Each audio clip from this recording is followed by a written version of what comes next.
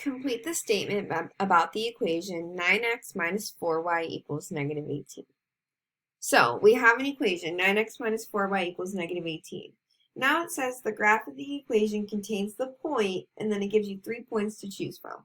So the first thing that we need to do is we need to go on Desmos, we need to type in 9x minus 4y equals negative 18, and then we need to plot the 3 points it gives us to see which one is a part of that line. So when we do that, if we look here, we can see 9x minus 4y equals negative 18. That's our black y. And then I've typed in the 3 points that it gives us. So remember, when you type in a point on Desmos in ordered pair, make sure you put it in parentheses. And then if you click label, it will actually label those coordinates on your graph for you and show you where they are. So if you look, the ordered pair 9, negative 4, which is my red dot, that is not a part on the line. The ordered pair 0, negative 18, my blue dot, that is not on the line. The ordered pair negative 4, negative 4.5, this green dot, it is a part of the graph. It is on that black line.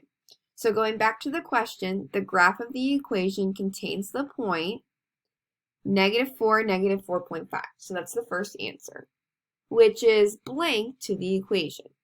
So we have the only possible solution, one of two possible solutions, and one of many possible solutions.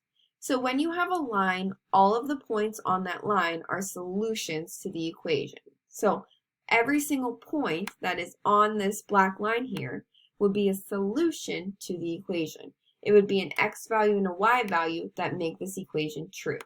So here, negative 4, negative 4.5, that's just one of the many possible solutions to the equation, because it's one of the many points on that black line.